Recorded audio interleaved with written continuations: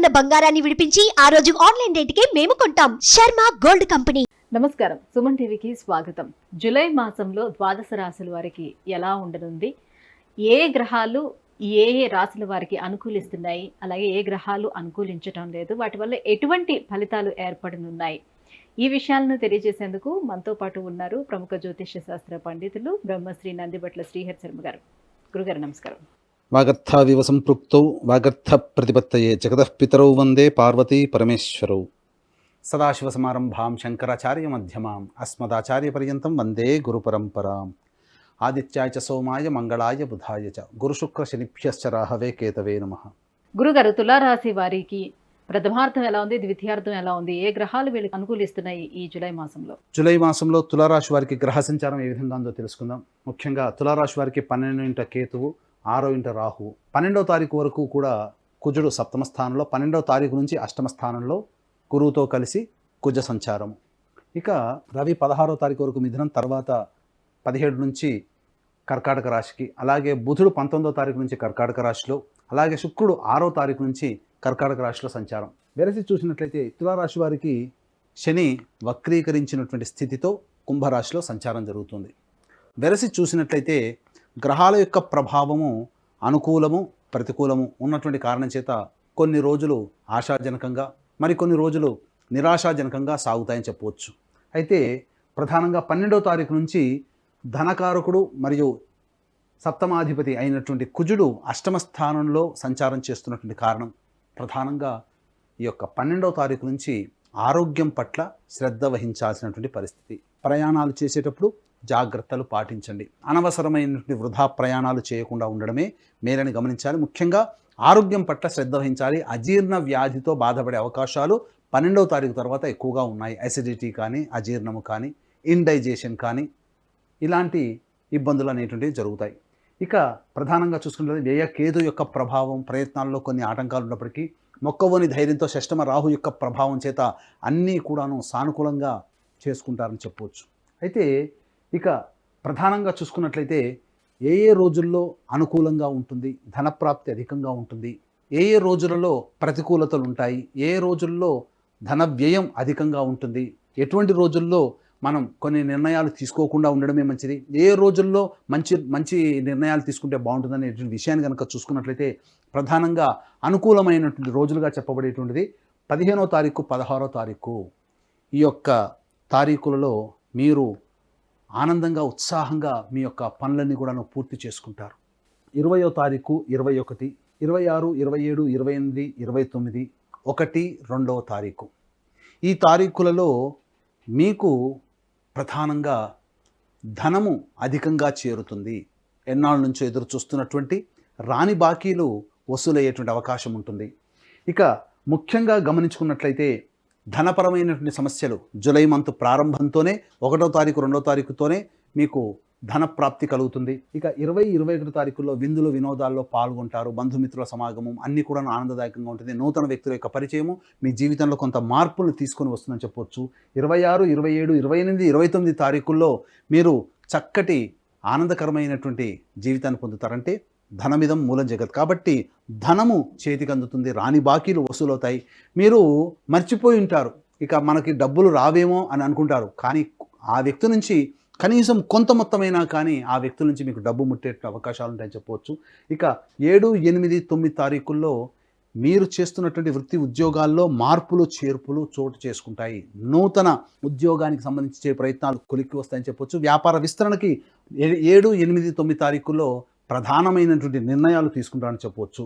ఇక 10, 11 తారీఖుల్లో అనుకూలమైనటువంటి ప్రభావము, ఏ పని చేసినా 2 సార్లు కలిసి వచ్చేటువంటి. ఎందుకనంటే శని వక్రీకరించి లాభస్థానాన్ని వీక్షించడం, ఈ యొక్క సంచార ప్రభావం చేత వృత్తి ఉద్యోగంలో మీరు ఇంక్రిమెంట్స్ కానీ లేకపోతే సంబంధించినటువంటి పదోన్నతి ఇవన్నీ కూడాను చక్కగా జరిగేటువంటి అవకాశాలు ఉంటాయని చెప్పొచ్చు. ఏతావాత ఆనందకరమైనటువంటి జీవితం ఈ చెప్పినటువంటి తారీఖులో ఉంటుంది. ఇక ప్రతికూలతలు ఏంటండి? జూలై నెలలో ప్రతికూలతలు ఏమిటి?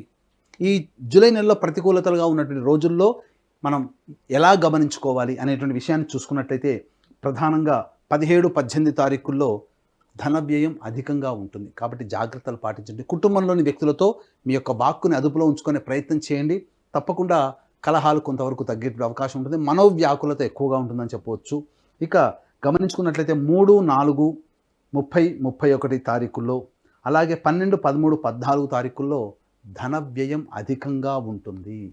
మానసికమైనటువంటి ప్రశాంతత 3వ తారీఖు, 4వ తారీఖు, 30వ తారీఖు, 31, 12, 13, 14 తారీఖుల్లో మీకు మానసికమైనటువంటి ప్రశాంతత ఉండదు. తద్వారా మీరు ఇబ్బందికర పరిస్థితులు అనేటువంటి ఎదుర్కొంటారు. కాబట్టి ఈ చెప్పినటువంటి తారీఖుల్లో మీరు చాలా మటుకు నిర్ణయాలు, కొత్తగా తీసుకోవాల్సిన నిర్ణయాలు ఏవైతే ఉంటాయో అవన్నీ వాయిదా వేసుకోవడమే మంచిది. ఇతరులకి డబ్బు ఇచ్చేటువంటి అవకాశం ఉన్నట్లయితే ఫైనాన్స్ రంగంలో ఉన్నటువంటి వారికి ఈ 3, 4, 30, 31, 12, 13, 14 తారీఖుల్లో డబ్బుని వాయిదా వేయడమే చాలా మంచిదనేటువంటి విషయాన్ని మీరు గమనించుకోవాలి. ఇక 5, 6 తారీఖుల్లో సంతానంతో విభేదాలు ఏర్పడేటువంటి అవకాశాలు ఉంటాయి. కాబట్టి సంతానపరంగా ఈ 5, 6 తారీఖుల్లో సంతానంతో వాగ్వివాదాలు చోటు చేసుకోకుండా చూసుకోవడం మంచిది. సంతానపరమైనటువంటి నిర్ణయాలు అనగా సంతానాన్ని పొందాలనేటువంటి నిర్ణయం ఏదైతే ఉంటుందో అవి ఈ 5, 6 తారీఖుల్లో వాయిదా వేసుకోవడం చాలా మంచిదనేటువంటి విషయాన్ని గమనించుకోవాలి. ఇక 22, 23, 24, 25 తారీఖుల్లో అధిక శ్రమ కలుగుతుంది, ప్రయత్నము చేస్తారు, ఫలితము శూన్యముగా ఉంటుంది. వాహనాన్ని నడిపేటప్పుడు జాగ్రత్తలు పాటించాలి. వాహన ప్రమాదాలు చోటు చేసుకునే అవకాశం ఉంటుంది. మనసు ఒక చోట, మనిషి ఒక చోట, తను ఒక చోట అన్నట్టుగా ఉంటుంది. కాబట్టి ఏ పని యందు శ్రద్ధ అనేటువంటిది ఉండదు. అయితే ఏతావాత వ్యాపార రంగంలో ఉన్నటువంటి వారు ఈ జూలై మాసంలో కొన్ని నిర్ణయాలు వాయిదా వేసుకోవడమే చాలా మంచిదనే విషయాన్ని గమనించుకోవాలి. ఎఫ్ఎంసీజీ రంగంలో ఉన్నటువంటి వారు, జ్యువెలరీ రంగంలో ఉన్నటువంటి వారు, విద్యా సంస్థల్లో ఉన్నటువంటి వారికి కొంత నిరాశాజనకమైనటువంటి ఫలితాలు తప్పవు అనేటువంటి విషయాన్ని గమనించుకోవాలి. ఇక గమనించుకున్నట్లయితే ఈ యొక్క తులారాశి వారికి సంబంధించి వివాహ ప్రయత్నాలన్నీ కూడా కొలిక్కి వస్తాయి.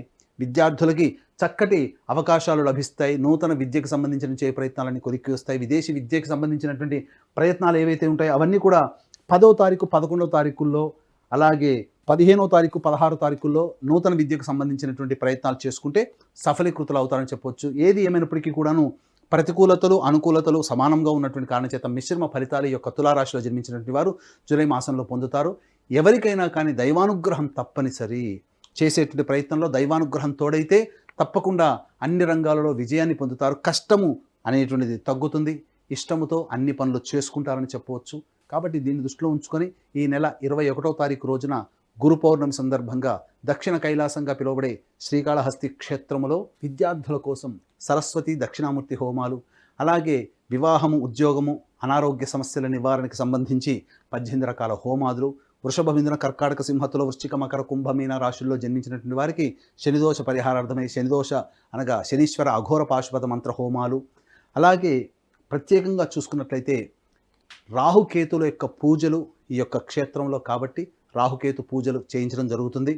కేవలం 1500 రూపాయల రుసుముతో ఈ యొక్క కార్యక్రమాలు మీ గోత్రనామాలతో చేయించడం జరుగుతుంది. అలాగే సంవత్సరం పొడుగుతా 12 నెలల పాటు మీ యొక్క గోత్రనామాలతో చేయించుకోదలిస్తే ఆ యొక్క విధానం కూడా మీరు సంవత్సరం మొత్తం కూడా ఈ యొక్క కార్యక్రమంలో నమోదు చేసుకోవచ్చు.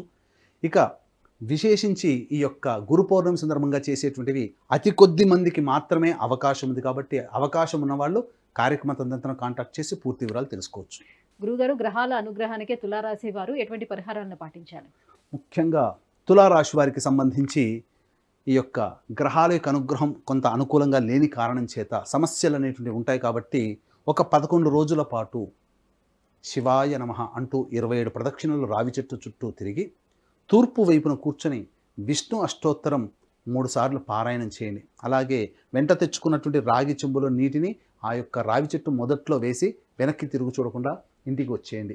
ఇక ప్రతిరోజు కూడాను దత్త అష్టకం, కాలభైరవ అష్టకం రోజుకి 3 సార్లు పారాయణం చేస్తున్నట్టయితే తప్పకుండా ఈ యొక్క తులారాశిలో జన్మించినటువంటి వారికి మంచి ఫలితాలు పొందుతారు. కష్టాలు, ఇబ్బందులు, సమస్యలు ఇవన్నీ తగ్గుముఖం పడతాయి. చెప్పినటువంటి తేదీల్లో ప్రధానంగా చూసుకున్నట్లయితే 3, 4, 30, 31, 12, 13, 14 తేదీల్లో మరియు 17, 18 తారీఖుల్లో అధిక ధన వ్యయం ఉంటుంది. కాబట్టి ధనపరమైనటువంటి నిర్ణయాలు వాయిదా వేసుకోవడం చాలా మంచిదనేటువంటి విషయాన్ని గమనించుకొని తదనుగుణంగా మీరు ముందడుగు వేసినట్లయితే ఈ జూలై మాసం అంతా కూడా మీ మాసంగా ఈ యొక్క తులారాశి వారికి ఉంటుందని చెప్పడంలో ఏమాత్రం సందేహం లేదు. గురుగారు, తులారాశి వారికి జూలై మాసం ఎలా అనుకూలిస్తుందనే విషయాన్ని తెలియజేసినందుకు ధన్యవాదాలండి. సర్వం శ్రీ ఉమామహేశ్వర పరబ్రహ్మార్పణమస్తు. సుమన్ టీవీలో మీ పర్సనల్ అండ్ బిజినెస్ ప్రమోషన్స్ కోసం కింది నెంబర్కి కాంటాక్ట్ చేయండి.